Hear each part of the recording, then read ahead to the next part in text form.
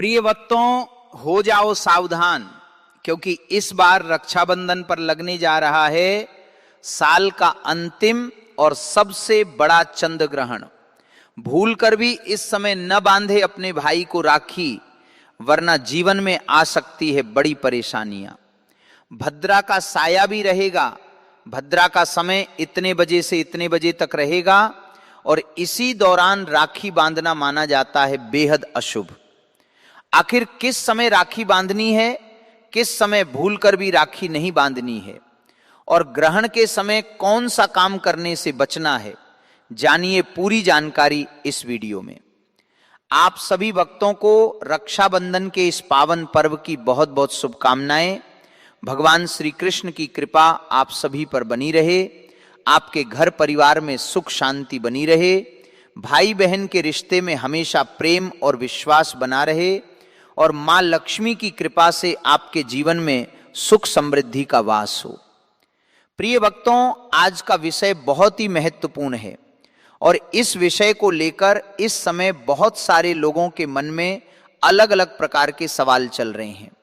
कहीं कोई कह रहा है कि रक्षाबंधन के दिन ग्रहण है, कहीं कोई कह रहा है कि ग्रहण के कारण राखी नहीं बांधी जा सकती, कोई पूछ रहा है कि राखी किस तारीख को बांधनी है, कोई पूछ रहा है कि सूतक कब से लगेगा, कोई पूछ रहा है कि क्या सूतक में भाई की कलाई पर राखी बांधी जा सकती है, कोई जानना चाहता है कि पूर्णिमा का व्रत कब रखा जाएगा, भगवान सत्यनारायण की पूजा किस समय होगी, और अगर किसी जगह पर ग्रहण दिखाई दे रहा है तो वहां रक्षाबंधन किस प्रकार मनाया जाएगा।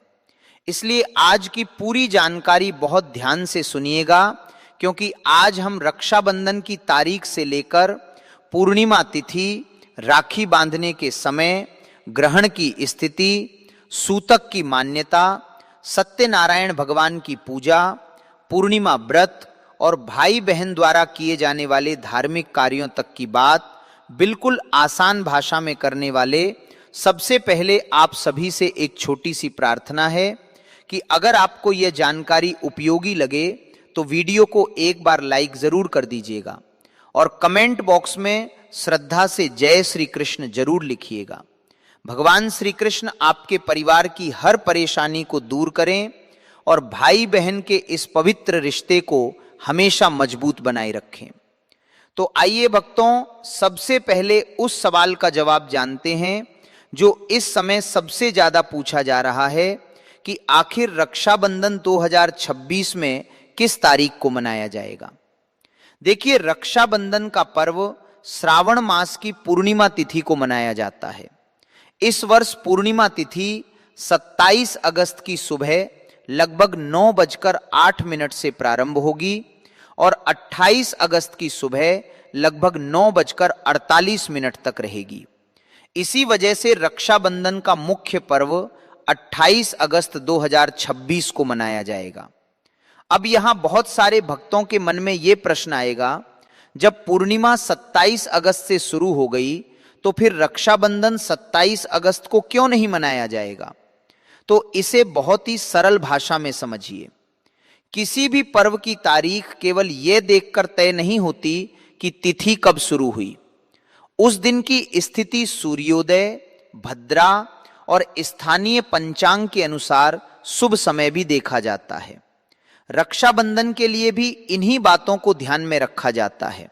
इसलिए इस वर्ष रक्षाबंधन 28 अगस्त को मनाया जाएगा। अब इसी के साथ एक और महत्वपूर्ण बात सामने आती है और वो है ग्रहण। 28 अगस्त 2026 के आसपास चंद्र ग्रहण की खगोलीय घटना होने जा रही है और इसी वजह से लोगों के मन में सबसे ज्यादा भ्रम पैदा हो रहा है। बहुत से लोग सोच रहे हैं कि अगर रक्षाबंधन के दिन ग्रहण है तो क्या रक्षाबंधन का पर्व बदल जाएगा, क्या बहन भाई को राखी नहीं बांध पाएगी, क्या पूर्णिमा का व्रत नहीं रखा जाएगा, और क्या भगवान सत्यनारायण की कथा नहीं हो पाएगी। तो सबसे पहले आपको यह बात समझनी होगी कि ग्रहण का होना और आपके शहर में ग्रहण का दिखाई देना, दोनों बातें एक जैसी नहीं होती हैं। ग्रहण एक खगोलीय घटना है जो पृथ्वी के अलग अलग हिस्सों से अलग अलग प्रकार से दिखाई देती है। किसी स्थान पर पूरा ग्रहण दिखाई दे सकता है, किसी जगह उसका कुछ भाग दिखाई दे सकता है, और किसी जगह पर ग्रहण दिखाई ही नहीं देता। इसलिए केवल यह सुन लेना कि 28 अगस्त को चंद्र ग्रहण है और उसके बाद पूरे भारत के लिए एक ही धार्मिक नियम बना देना सही तरीका नहीं है। अपने स्थान की स्थिति और स्थानीय पंचांग को देखना बहुत जरूरी है। अब आइए थोड़ा सरल तरीके से समझते हैं कि चंद्र ग्रहण होता क्या है। आप सभी जानते हैं कि चंद्रमा रात के आकाश में हमें चमकता हुआ दिखाई देता है, लेकिन चंद्रमा अपना प्रकाश स्वयं पैदा नहीं करता। सूर्य का प्रकाश जब चंद्रमा की सतह पर पड़ता है तो हमें चंद्रमा चमकता हुआ दिखाई देता है। अब जब सूर्य, पृथ्वी और चंद्रमा एक ऐसी स्थिति में आ जाते हैं कि पृथ्वी सूर्य और चंद्रमा के बीच आ जाती है और पृथ्वी की छाया चंद्रमा पर पड़ने लगती है, तब चंद्र ग्रहण की स्थिति बनती है। यही वैज्ञानिक रूप से चंद्र ग्रहण है। इसमें कोई रहस्यमय बात नहीं है, बल्कि यह खगोलीय घटना है जिसका अध्ययन वैज्ञानिक वर्षों से करते आ रहे हैं।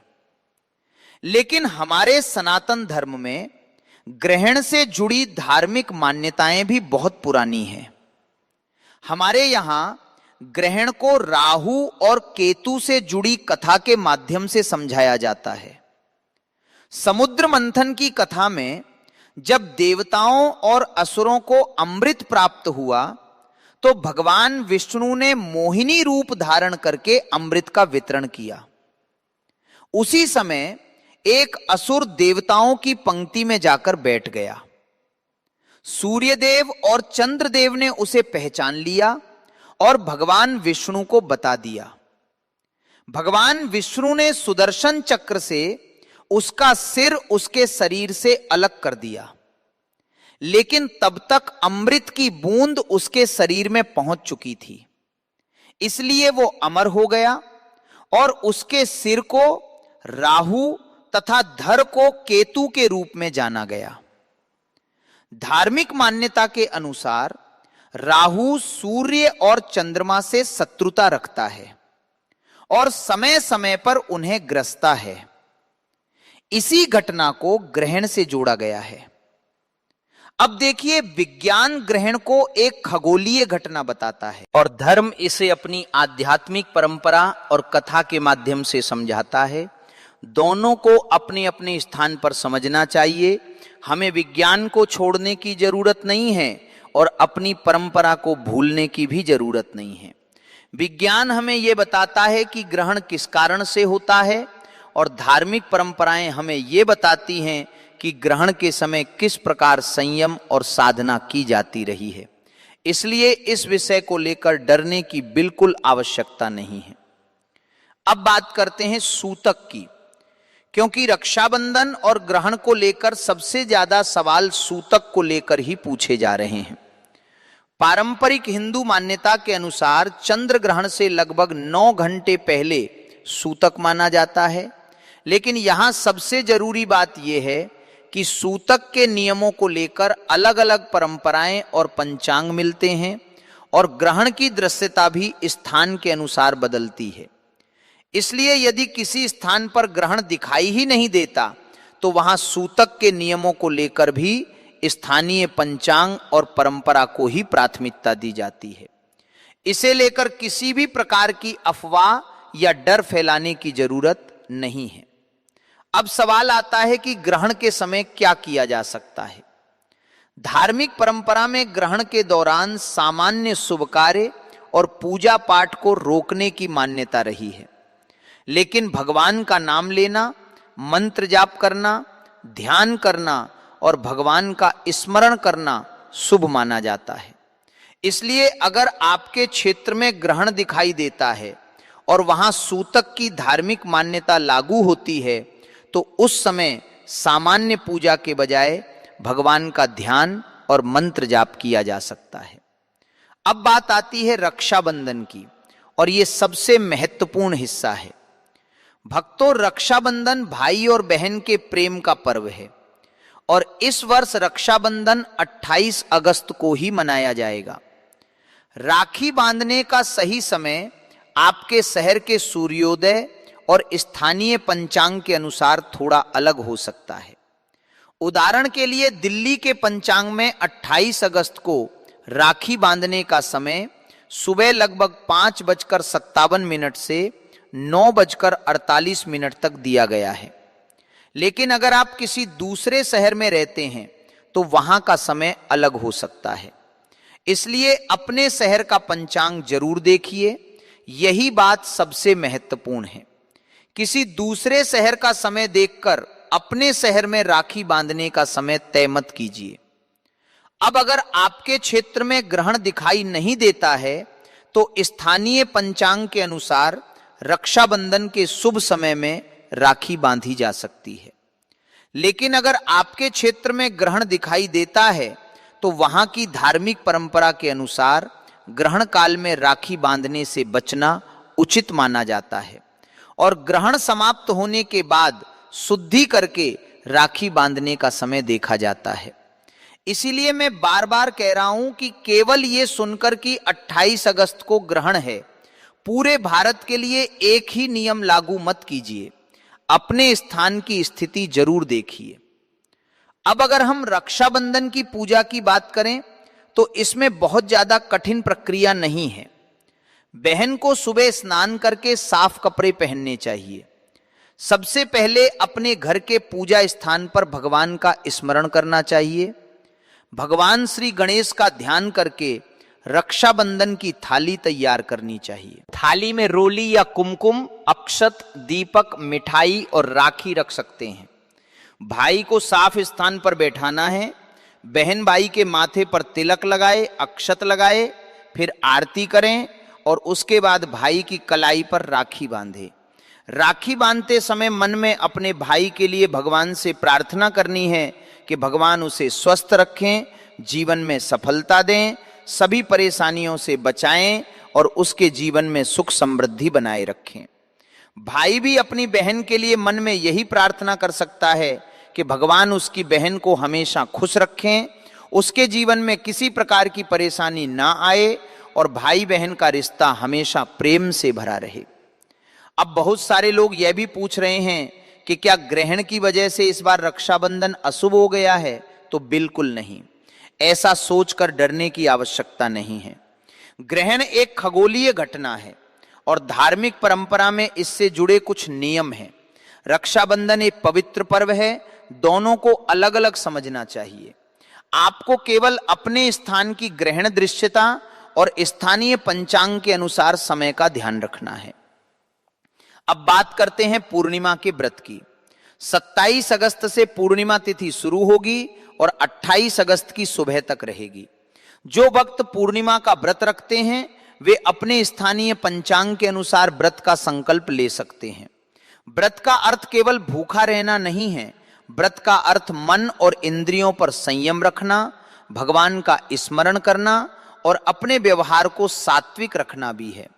इसलिए अगर आप किसी कारण से कठोर उपवास नहीं कर सकते तो अपनी क्षमता के अनुसार फलाहार या सात्विक भोजन कर सकते हैं। अपने स्वास्थ्य को नजरअंदाज करके कोई भी धार्मिक नियम नहीं करना चाहिए। भगवान भावना देखते हैं।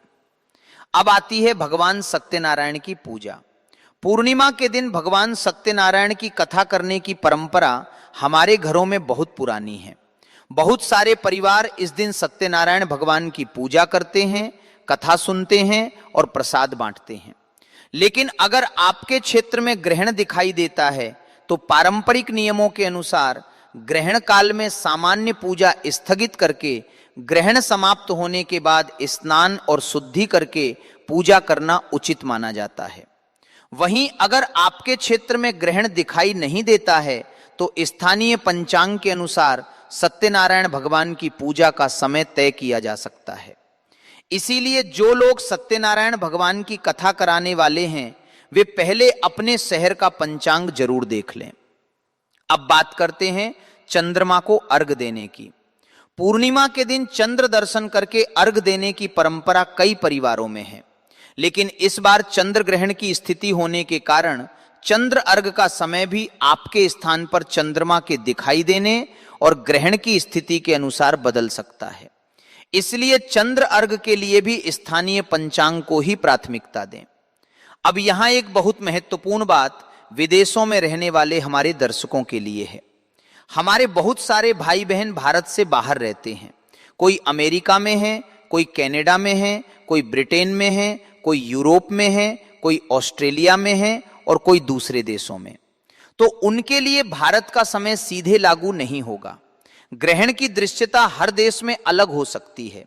इसलिए अगर आप विदेश में रहते हैं तो अपने शहर के हिसाब से ग्रहण की स्थिति और रक्षाबंधन के स्थानीय शुभ समय को जरूर देखिए। भारत में जो समय होगा जरूरी नहीं कि वही समय आपके देश में भी हो। यही कारण है कि ग्रहण के विषय में हमेशा स्थान विशेष को ध्यान में रखना चाहिए। अब अगर हम धार्मिक दृष्टि से ग्रहण के समय की बात करें तो हमारे यहाँ ग्रहण के दौरान भगवान का नाम जपने की परंपरा रही है। आप अपने इष्ट देव का नाम ले सकते हैं, भगवान श्री कृष्ण का नाम ले सकते हैं, यो नमो भगवते वासुदेवाय का जाप कर सकते हैं, महामृत्युंजय मंत्र का जाप कर सकते हैं या फिर केवल राम नाम का स्मरण भी कर सकते हैं। यदि आप किसी मंत्र का जाप नहीं करना चाहते तो शांत मन से भगवान का ध्यान भी कर सकते हैं। ग्रहण को लेकर डरने की जरूरत नहीं है।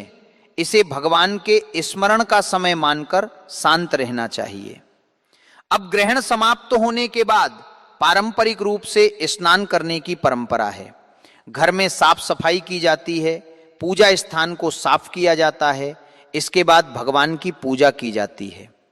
अगर सत्यनारायण भगवान की पूजा ग्रहण के कारण रोक दी गई है तो स्थानीय पंचांग के अनुसार ग्रहण समाप्त होने के बाद पूजा की जा सकती है। अब यहां एक बात मैं खास तौर पर कहना चाहता हूं कि ग्रहण के समय भोजन और पानी को लेकर सोशल मीडिया पर बहुत सारी बातें वायरल होती रहती हैं। किसी बात को सुनकर डरने की जरूरत नहीं है। अलग अलग परिवारों में अलग अलग परंपराएं हैं। जो लोग व्रत रखते हैं वे अपनी क्षमता के अनुसार रखें और जिन लोगों को स्वास्थ्य कारणों से भोजन या दवा की जरूरत है वे अपने स्वास्थ्य को प्राथमिकता दें। धार्मिक आस्था का उद्देश्य इंसान को परेशान करना नहीं है। अब रक्षाबंधन के दिन की एक और सुंदर परंपरा है कि भाई और बहन एक दूसरे के लिए मंगल कामना करें। आजकल हम बहुत जल्दी जल्दी त्योहार मनाते हैं, राखी बांधी, फोटो खींची और बात खत्म। लेकिन असली रक्षाबंधन तब होता है जब भाई अपनी बहन की बात सुने और बहन अपने भाई की परेशानी समझे। इस दिन केवल कलाई पर धागा नहीं बांधता बल्कि एक विश्वास जुड़ता है। बहन जब राखी बांधती है तो वो अपने भाई की लंबी उम्र, सुख और सफलता की कामना करती है और भाई अपनी बहन की रक्षा और सम्मान का संकल्प लेता है।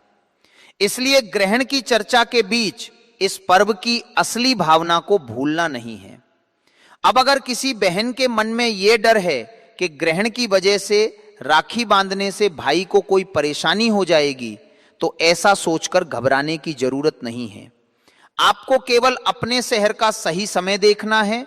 जहां ग्रहण दिखाई नहीं देता वहां स्थानीय पंचांग के अनुसार शुभ समय में राखी बांधी जा सकती है और जहां ग्रहण दिखाई देता है वहां ग्रहण काल से बचकर उचित समय चुना जाना चाहिए।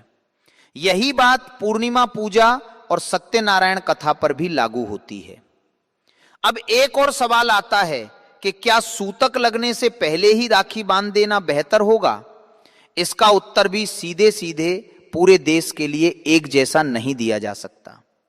अगर आपके स्थान पर ग्रहण दिखाई देता है और स्थानीय पंचांग में सूतक मान्य है तो शुभ कार्यों का समय सूतक से पहले रखना धार्मिक परंपरा के अनुसार उचित माना जा सकता है। लेकिन अगर आपके स्थान पर ग्रहण दिखाई नहीं देता तो स्थानीय पंचांग की व्यवस्था अलग हो सकती है। इसलिए अपने शहर के अनुसार ही फैसला करें। अब यहां मैं आपको एक बात और बताना चाहता हूं कि ग्रहण के समय को लेकर इंटरनेट पर कई बार अलग अलग समय दिखाई देता है। ऐसा इसलिए होता है क्योंकि ग्रहण की शुरुआत और समाप्ति का वैश्विक समय अलग होता है और स्थानीय समय अलग। इसके अलावा ग्रहण की दृश्यता भी हर स्थान पर एक जैसी नहीं होती। इसलिए किसी वेबसाइट पर केवल एक समय देखकर अपने शहर में पूजा या राखी का समय तय करना सही नहीं है। अपने शहर का पंचांग देखना सबसे बेहतर तरीका है। अब अगर हम 28 अगस्त की बात करें तो यह दिन रक्षाबंधन के लिए विशेष है, क्योंकि श्रावण पूर्णिमा का पर्व इसी दिन मनाया जाएगा। भाई की कलाई पर राखी बांधते समय बहन भगवान श्री कृष्ण और अपने इष्ट देव का स्मरण कर सकती है। भाई अपनी बहन को उपहार देते समय केवल सामान नहीं बल्कि सम्मान और सुरक्षा का भाव दे। अगर भाई दूर है और बहन के पास नहीं आ सकता तो भी राखी भेजकर वीडियो कॉल के माध्यम से या किसी अन्य तरीके से इस रिश्ते को याद किया जा सकता है। पर्व का भाव दूरी से खत्म नहीं होता। अब जो लोग पूर्णिमा के दिन व्रत करते हैं वे सुबह स्नान करके व्रत का संकल्प ले सकते हैं, भगवान विष्णु का स्मरण कर सकते हैं, तुलसी के सामने दीपक जला सकते हैं, जरूरतमंद व्यक्ति को भोजन या अपनी सामर्थ्य के अनुसार दान कर सकते हैं। लेकिन यदि आपके क्षेत्र में ग्रहण से संबंधित कोई विशेष धार्मिक नियम लागू हो तो उस समय के अनुसार पूजा और दान का समय तय करें। अब एक बात बहुत ध्यान से समझिए, धार्मिक उपाय और पूजा श्रद्धा से किए जाते हैं, इसलिए कोई भी ऐसा दावा कि ग्रहण की वजह से किसी व्यक्ति के जीवन में निश्चित रूप से भारी नुकसान होगा, ऐसी बातों से डरने की जरूरत नहीं है। ग्रहण के बारे में शास्त्रीय मान्यताओं को श्रद्धा से समझिए, लेकिन अंधविश्वास के कारण अपने मन में डर पैदा मत कीजिए। विज्ञान की जानकारी भी रखिए और अपनी धार्मिक परंपरा का सम्मान भी कीजिए। यही संतुलित दृष्टिकोण है। अब अगर आप पूछे कि ग्रहण के समय कौन सा मंत्र जाप करना अच्छा रहेगा, तो आप अपनी श्रद्धा के अनुसार भगवान श्री कृष्ण का नाम ले सकते हैं, नमो भगवते वासुदेवाय का जाप कर सकते हैं, महामृत्युंजय मंत्र का जाप कर सकते हैं, भगवान शिव का ध्यान कर सकते हैं, भगवान विष्णु का स्मरण कर सकते हैं। सबसे महत्वपूर्ण बात यह है कि मन शांत हो और किसी के प्रति बुरा विचार ना हो। अब अगर कोई व्यक्ति ग्रहण के समय पूजा नहीं कर सकता तो उसे चिंता करने की जरूरत नहीं है। भगवान का नाम मन में लेना भी भक्ति है।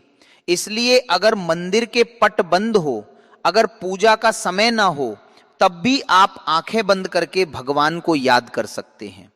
भगवान को याद करने के लिए किसी विशेष स्थान की जरूरत नहीं है। अब ग्रहण समाप्त होने के बाद यदि आपके क्षेत्र में सूतक मान्य था तो पारंपरिक रूप से स्नान करके साफ वस्त्र पहने, पूजा स्थान को साफ करें, भगवान को जल अर्पित करें, दीपक जलाएं। इसके बाद यदि सत्यनारायण भगवान की कथा करनी है तो स्थानीय पंचांग के अनुसार शुभ समय में कथा करें, प्रसाद बनाएं और परिवार के साथ बांटें। अब रक्षाबंधन की राखी यदि किसी कारण से ग्रहण के समय नहीं बांधी जा सकती तो ग्रहण समाप्ति के बाद शुभ समय देखकर बांधी जा सकती है। इसमें किसी प्रकार का डर रखने की जरूरत नहीं है। लेकिन जहां ग्रहण दिखाई नहीं देता और स्थानीय पंचांग सामान्य रूप से रक्षाबंधन का समय बता रहा है, वहां उसी समय पर राखी बांधी जा सकती है। इसलिए इस बार सबसे जरूरी चीज है कि आप अपने शहर के हिसाब से जानकारी लें। अब एक बात और, अगर आप इस वीडियो को अपने किसी भाई या बहन को भेजना चाहते हैं तो जरूर भेजिए, ताकि उनके मन में भी रक्षाबंधन और ग्रहण को लेकर भ्रम न रहे। कई बार परिवार में एक व्यक्ति कुछ सुन लेता है और दूसरा कुछ और, फिर घर में अनावश्यक चिंता शुरू हो जाती है। इसलिए सही जानकारी एक दूसरे तक पहुंचाना जरूरी है। रक्षाबंधन का पर्व प्रेम का पर्व है, डर का नहीं। ग्रहण के कारण इसे लेकर तनाव पैदा करने की जरूरत नहीं है। बस धार्मिक नियमों को समझकर और स्थानीय समय का ध्यान रखकर पर्व मनाइए। अब एक बार फिर पूरी बात को अपने मन में बैठा लीजिए। इस वर्ष रक्षाबंधन 28 अगस्त 2026 को मनाया जाएगा। पूर्णिमा तिथि 27 अगस्त की सुबह से शुरू होकर 28 अगस्त की सुबह तक रहेगी। 28 अगस्त को चंद्र ग्रहण की खगोलीय घटना भी होगी, लेकिन ग्रहण की दृश्यता हर जगह समान नहीं है। भारत के कई स्थानों पर इसकी दृश्यता नहीं है और कुछ स्थानों के लिए स्थिति अलग हो सकती है। इसलिए अपने शहर के अनुसार पंचांग देखना बहुत जरूरी है। अगर आपके क्षेत्र में ग्रहण दिखाई नहीं देता है तो स्थानीय पंचांग के अनुसार रक्षाबंधन और पूजा के शुभ समय का पालन करें। अगर ग्रहण दिखाई देता है तो ग्रहण और सूतक से जुड़े पारंपरिक नियमों को ध्यान में रखें। ग्रहण के दौरान सामान्य पूजा से बचें और भगवान का नाम मंत्र जाप और ध्यान करें। ग्रहण समाप्त होने के बाद स्नान और शुद्धि करके पूजा पाठ किया जा सकता है।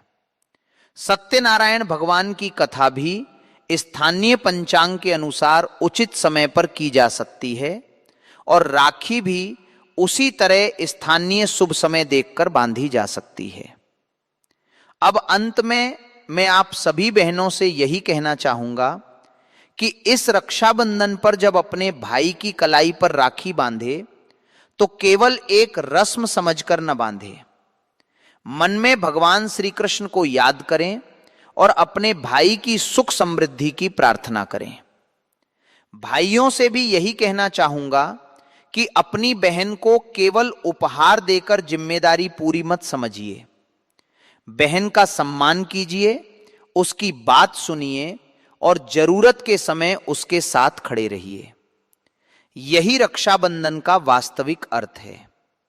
यह धागा बहुत छोटा होता है, लेकिन इसके पीछे भाव बहुत बड़ा होता है।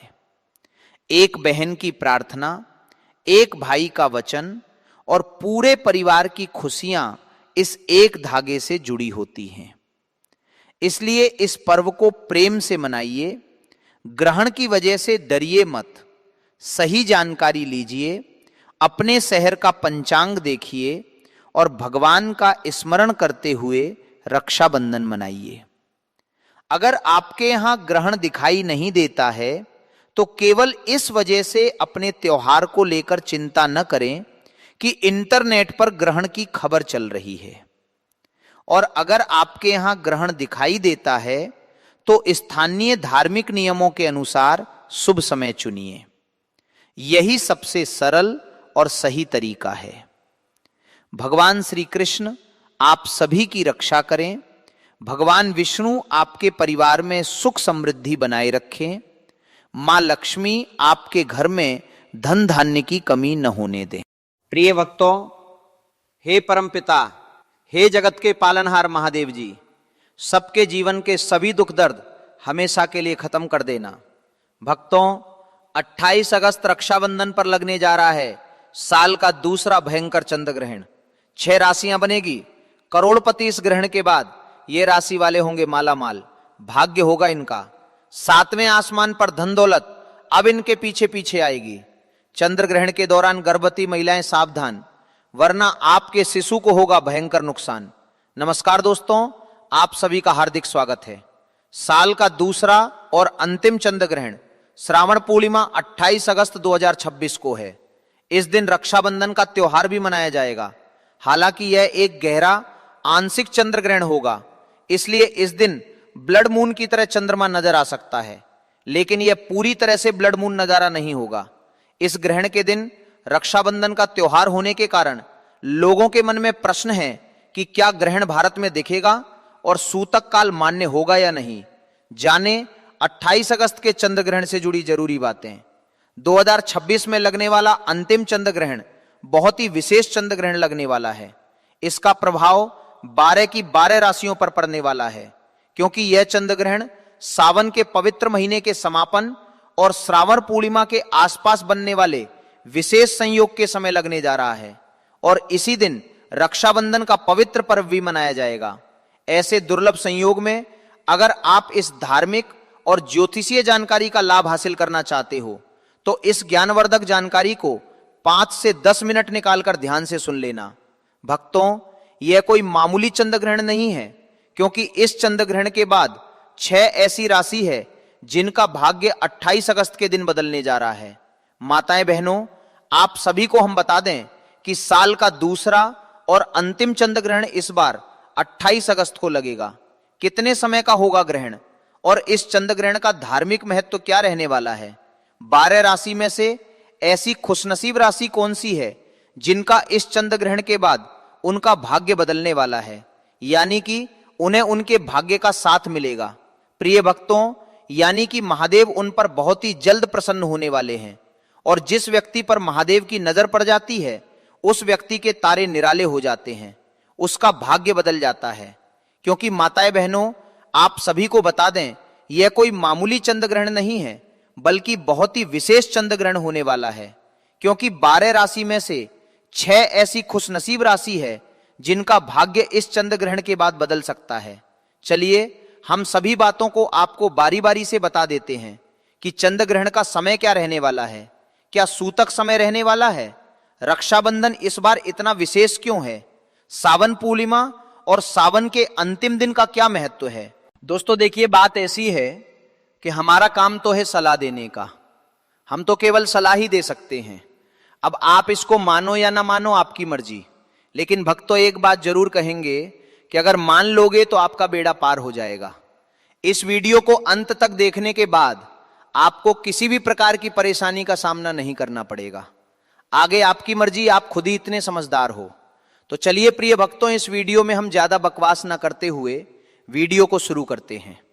भारतीय समय के अनुसार इस साल का दूसरा और अंतिम चंद्र ग्रहण अगस्त में लगने जा रहा है। चलिए जानते हैं कि ग्रहण का समय और सूतक काल कब है। इस साल का अंतिम चंद्र ग्रहण 28 अगस्त 2026 को लगने जा रहा है। यह आंशिक चंद्र ग्रहण होगा जिसका प्रभाव ज्योतिषीय मान्यताओं के अनुसार 12 की 12 राशियों पर पड़ने वाला है।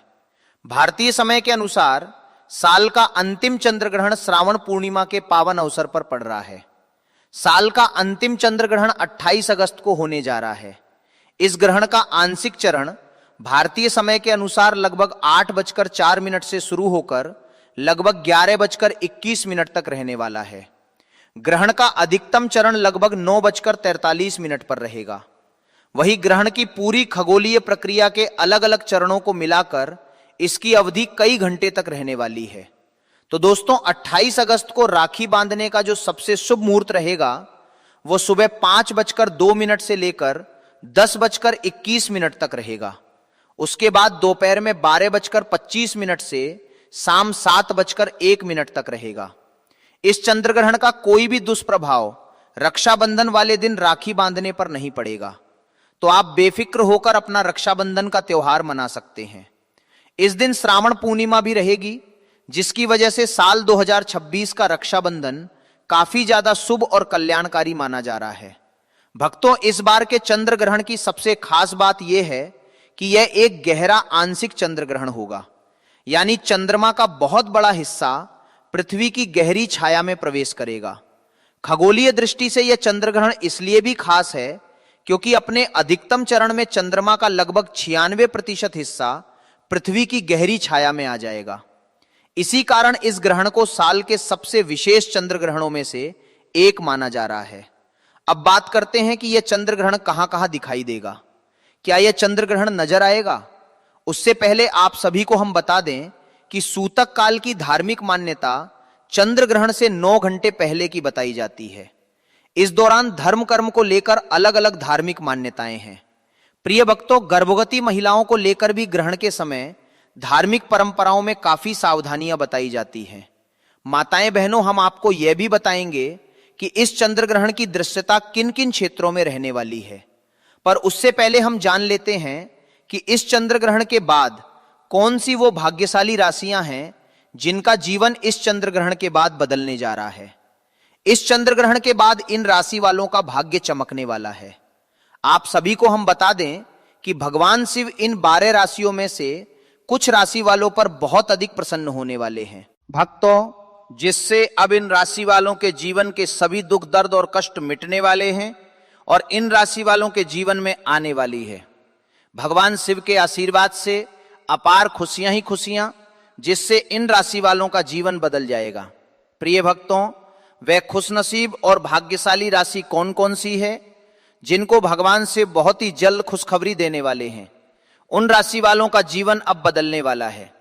इस वीडियो में हम आपको उन 6 राशियों के बारे में बताने वाले हैं, इसलिए आप लोग इस वीडियो को शुरू से लेकर अंत तक पूरा देखें। बिल्कुल भी इस वीडियो को आप मिस ना करें, क्योंकि यह वीडियो इन राशि वालों के लिए बहुत ही महत्वपूर्ण रहने वाली है। क्योंकि यह कोई मामूली चंद्र ग्रहण नहीं है, बल्कि यह चंद्र ग्रहण कुछ राशियों के भाग्य में बड़ा बदलाव लेकर आने वाला है। प्रिय भक्तों, वीडियो को शुरू करने से पहले भगवान शिव के सच्चे भक्त कमेंट बॉक्स में हर हर महादेव जरूर लिखें, जिससे भगवान शिव का आशीर्वाद आपको सीधे ही प्राप्त हो सके। और चैनल को सब्सक्राइब भी जरूर करें। अब बात करते हैं उन भाग्यशाली 6 राशियों के बारे में जिनको भगवान शिव का आशीर्वाद अब मिलने वाला है। अपार खुशियां ही खुशियां मिलने वाली हैं। चलिए शुरू करते हैं। प्रिय भक्तों, जैसे कि आप सभी लोग जानते हैं कि हिंदू धर्म में काफी सारे देवी देवताओं की मान्यता है। आपको बता दें कि इन देवी देवताओं में से एक नाम भगवान शिव का भी आता है। भगवान शिव जी जिस इंसान पर मेहरबान हो जाते हैं, उस पर कोई भी परेशानी आसानी से हावी नहीं होती, ऐसी धार्मिक मान्यता है। जो लोग गलत काम करते हैं, पाप करते हैं, दूसरों को नुकसान पहुंचाते हैं, भगवान शिव उन्हीं को दंड देते हैं, ऐसी धार्मिक मान्यता कही जाती है। आपको बता दें कि भगवान शिव की कृपा से 12 राशियों में से कुछ राशि वालों पर अब धनवान बनने के योग बन सकते हैं। इन राशि वालों के जीवन में इस चंद्र ग्रहण के बाद आर्थिक स्थिति मजबूत होने के संकेत मिल सकते हैं। आपको बता दें, भगवान शिव अब इन राशि वालों पर अपनी अधिक कृपा बरसाने वाले हैं। जी हां भक्तों, इस ग्रहण के प्रभाव से इन राशि वालों के जीवन में अब आने वाली है खुशियां ही खुशियां। आपको बता दें कि भगवान शिव की विशेष कृपा इन राशि वालों पर होने वाली है। भगवान शिव की कृपा से इन राशि वालों के जीवन के सभी दुख दर्द और कष्ट मिटने वाले हैं। इन राशि वालों को भगवान शिव के आशीर्वाद से अपने जीवन में अनेक प्रकार के लाभ, धन लाभ और बड़ी से बड़ी सफलताओं की प्राप्ति होने वाली है, जिससे इन राशि वालों का जीवन बदल जाएगा। प्रिय भक्तों, जिन खुशनसीब भाग्यशाली 6 राशियों के बारे में हम बात कर रहे हैं, उन खुशनसीब और भाग्यशाली राशियों पर भगवान शिव की कृपा होने वाली है। इन 6 राशियों के जीवन में अब धन प्राप्ति के अनेक अवसर बनने की संभावना बताई जा रही है। जिन लोगों का पैसा लंबे समय से अटका हुआ है, उन्हें राहत मिलने के संकेत मिल सकते हैं। जो लोग नौकरी करते हैं, उन्हें अपने कार्य क्षेत्र में आगे बढ़ने का अवसर मिल सकता है। व्यापार करने वालों को व्यापार में लाभ मिलने के योग बन सकते हैं। इन 6 राशियों के जातकों के लिए यह समय अपनी मेहनत को सही दिशा में लगाने का समय रहेगा। भगवान शिव की कृपा से जो कार्य लंबे समय से रुके हुए थे, उनमें गति आ सकती है। आपकी आय के साधनों में वृद्धि हो सकती है और आर्थिक परेशानियां धीरे धीरे कम होने के संकेत मिल सकते हैं। परिवार के लोगों का सहयोग प्राप्त होगा और घर में खुशियों का माहौल बन सकता है। भक्तों, चंद्र ग्रहण के बाद इन 6 राशियों के जातकों को धन प्राप्ति के अनेक अवसर मिलने की संभावना बताई जा रही है। कोई नया काम शुरू करने की योजना बना रहे हैं तो उसमें सफलता मिल सकती है। जो लोग नया वाहन या मकान खरीदने की योजना बना रहे हैं, उनकी योजना आगे बढ़ सकती है। परिवार में किसी शुभ कार्य की शुरुआत हो सकती है। कहना गलत नहीं होगा कि भगवान शिव की कृपा से इन 6 राशियों के लिए आने वाला समय बहुत ही अच्छा साबित होने वाला है। आपके जीवन में खुशियां ही खुशियां आने की संभावना है। आपकी आर्थिक स्थिति मजबूत हो सकती है और आपको अपने जीवन में अनेक प्रकार के लाभ, धन लाभ और बड़ी बड़ी सफलताओं की प्राप्ति हो सकती है। तो सबसे पहली भाग्यशाली राशि है मेष राशि। इस चंद्र ग्रहण के बाद मेष राशि वालों के जीवन में इनको धन, सुख, वैभव, ऐश्वर्य की प्राप्ति होगी। लंबे समय से आपका व्यापार घाटे में चल रहा था, अब आपके व्यापार के द्वारा आपको धन की प्राप्ति होने वाली है। मार्केट में अटका हुआ पैसा आपको वापस मिल जाएगा। अगर आप मार्केट में पैसा निवेश करते हैं तो वहां से आपको फायदा होगा। मेष राशि वाले लंबे समय से कई प्रकार की उलझन और समस्याओं में फंसे हुए थे, लेकिन इस चंद्र ग्रहण के बाद मेष राशि वालों के जीवन में एक चमत्कारी और सकारात्मक बदलाव आने जा रहा है। इस चंद्र ग्रहण के बाद मेष राशि वाले अपने भाग्य में परिवर्तन देखेंगे। आपका भाग्य आपका साथ देना शुरू कर देगा। आपके नवग्रह की पीड़ा भी खत्म हो जाएगी। कुल मिलाकर अगर कहा जाए तो महादेव जी की कृपा मेष राशि वालों को इस प्रकार से मिलने वाली है, जिसका ये काफी समय से इंतजार कर रहे थे। अगर आप मेष राशि के हैं तो इस चंद्र ग्रहण के बाद प्रत्येक सोमवार को भगवान भोलेनाथ के मंदिर जाकर आपको शिवलिंग पर अपना मुख उत्तर की तरफ करके एक लोटा जल अर्पित करना होगा। अगर आप ऐसा प्रत्येक सोमवार को करेंगे तो पूरे साल आपका भाग्य आपका साथ देगा और महादेव जी की कृपा इस ग्रहण के बाद पूरे साल आप पर बनी रहेगी। दूसरी खुशनसीब राशि जिसका जीवन इस चंद्र ग्रहण के बाद पूरी तरह से बदलने जा रहा है वो है कन्या राशि। अगर आप कन्या राशि के हैं और अगर आपका कोर्ट कचहरी में कोई मामला चल रहा था तो इस चंद्र ग्रहण के बाद उसमें आपको जीत हासिल होगी। आपके विदेशी यात्रा पर जाने के भी योग बन रहे हैं। अगर आप विदेश में पढ़ने का सपना देख रहे थे तो वो आपका सपना पूरा हो जाएगा। आपके विरोधी, आपके दुश्मन आपके सामने घुटने टेक देंगे। आपके शत्रु आपके मित्र बन जाएंगे। समाज में आपको मान और सम्मान की प्राप्ति होगी। कन्या राशि वाले अगर मार्केट में निवेश करेंगे तो वहां से भी आपको फायदा होगा। कन्या राशि वाले लंबे समय से अपने दुर्भाग्य की वजह से बहुत परेशान चल रहे थे, लेकिन इस चंद्र ग्रहण के बाद आपका दुर्भाग्य पूरी तरह से खत्म हो जाएगा। महादेव जी की कृपा से आपका भाग्य प्रबल हो जाएगा। आपके नवग्रह भी आपका साथ देना शुरू कर देंगे। अगर आप कन्या राशि के हैं तो इस चंद्र ग्रहण के बाद आपको प्रत्येक सोमवार को किसी भी पीपल के पेड़ को सुबह एक लोटा जल अर्पित करना होगा। अगर आप प्रत्येक सोमवार ये उपाय करेंगे तो महादेव जी के साथ अन्य देवी देवताओं का आशीर्वाद आपको प्राप्त होगा और पूरा साल आपका बहुत ही अच्छा निकलेगा। दोस्तों, अगर आप तुला राशि के हैं तो इस चंद्र ग्रहण के बाद आपको अनेक प्रकार की खुशखबरियां प्राप्त हो सकती हैं। अगर आप नौकरी की तैयारी कर रहे थे तो आपकी नौकरी लग जाएगी, और अगर आप नौकरी कर रहे थे तो आपका प्रमोशन हो जाएगा। इस चंद्र ग्रहण के बाद अचानक से आपको कई प्रकार की सफलताएं भी देखने को मिल सकती हैं। आपके परिवार में जो आपके रिश्ते खराब हो गए थे वो सब कुछ धीरे धीरे सही होना शुरू हो जाएंगे। आपके परिवार में आपके साथ मिठास बढ़ेगी। कुल मिलाकर तुला राशि वालों का समय जो आने वाला है वो उनके लिए काफी अच्छा साबित होगा। अगर आप सिंह राशि के हैं और आप नौकरी की तैयारी कर रहे थे तो आपकी नौकरी लग जाएगी। अगर आप व्यापारी हैं तो आपका व्यापार अब आपको बहुत ज्यादा फायदा देगा। आपके जीवन में धन आने के कई प्रकार के रास्ते खुलने जा रहे हैं। आपके जीवन में जो धन आएगा उसमें वृद्धि होगी। आपके घर में पैसे का आगमन पहले के मुकाबले बहुत तेज हो जाएगा। सिंह राशि वाले अगर इस चंद्र ग्रहण के बाद कोई भी नया व्यापार शुरू करेंगे तो वहां से भी आपको काफी अच्छा मुनाफा देखने को मिलेगा।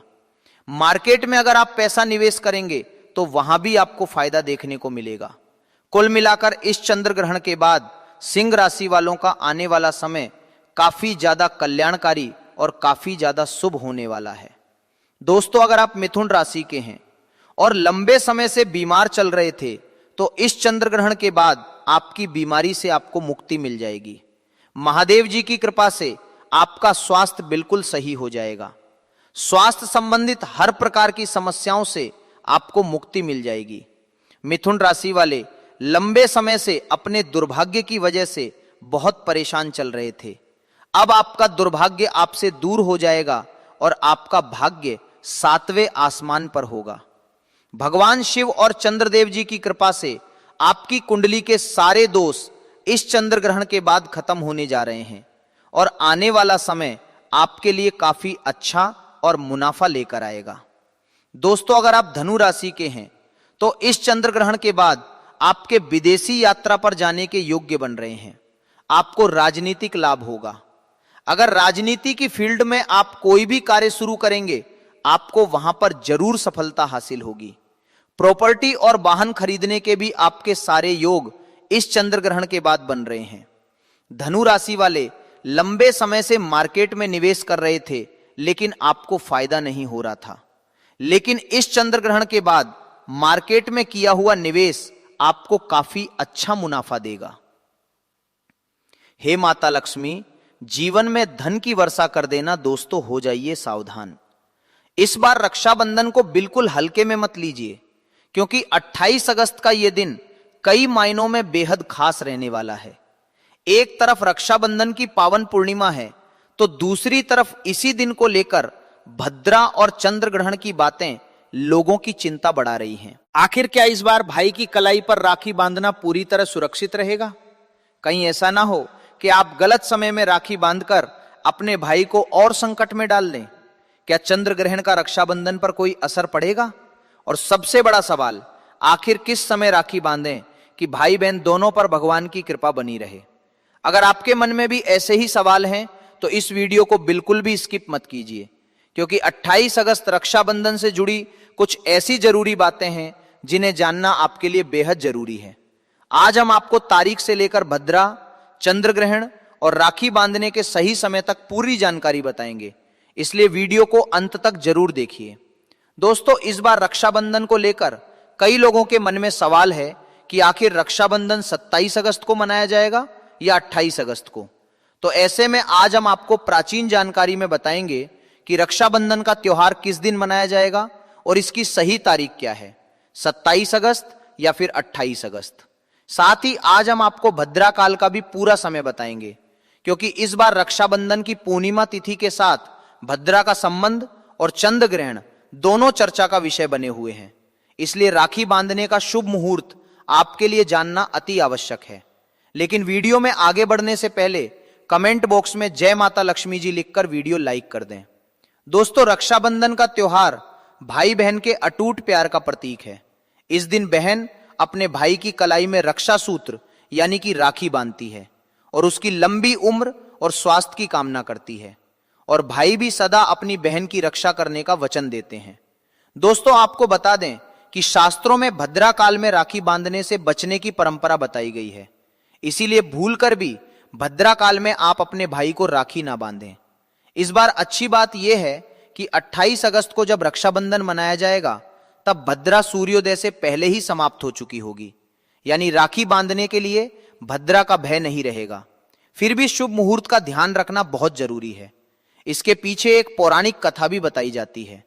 ऐसा कहा जाता है कि भद्रा को शुभ कार्यों में बाधा डालने वाली शक्ति माना गया है, और इसी वजह से रक्षाबंधन जैसे मांगलिक पर्व में भद्रा का त्याग करने की परंपरा चली आ रही है।